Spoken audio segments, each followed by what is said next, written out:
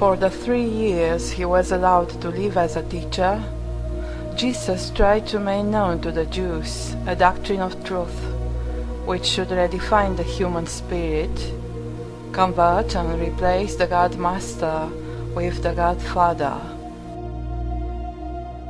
Now is the judgment of this world.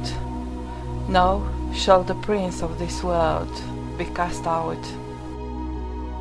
The Jewish priests considered him a danger for the old Mosaic belief, and they cruelly killed him, hiding his body. In the next 100 years, under an ongoing persecution, the first Christians spread out in the Roman Empire territory. One of the fiercest oppressors was the Jewish theologian Saul from Tarsus. He turned overnight from an oppressor into an adept of Christianity. His real goal was actually to destroy the doctrine of Jesus and its followers through diversion and mystification. Although another important purpose was to avoid a religious reform within the Jewish Church, a reform that Jesus would have accomplished had he not been killed. Jesus has been physically annihilated by the Jewish clergy and spiritually assassinated by Saul.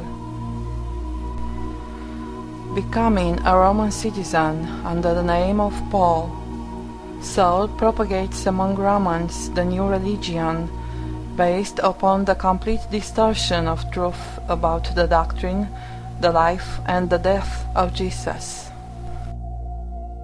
The doctrine of Saul was specially elaborated for non-Jewish people. Its only purpose was the sapping of the Roman Empire.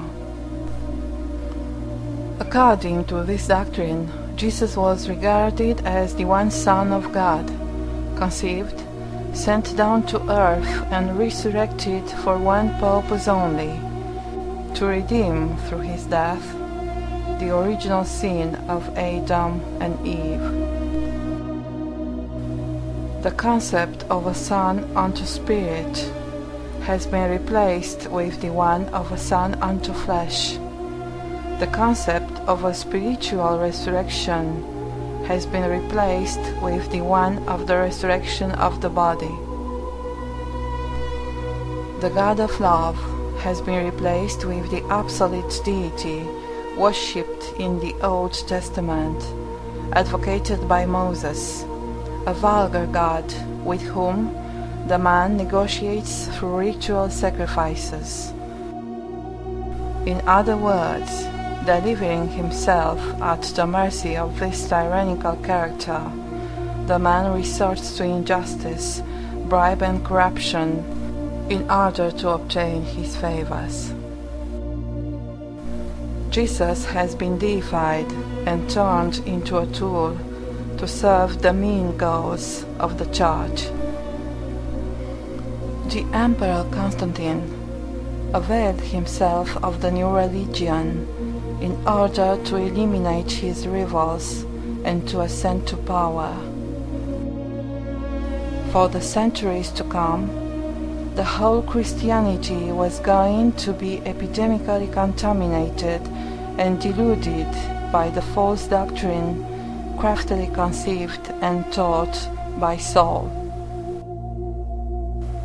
The doctrine of Jesus was falsified and mystified, forcefully made in keeping with the prophecies. It was made the vessel of the Old Testament. It later on ended up being improperly called Christian religion.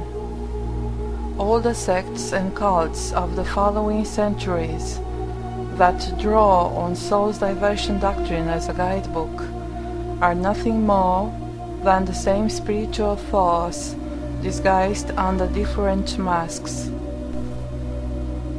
You belong to your father, the devil, and you want to carry out your father's desire.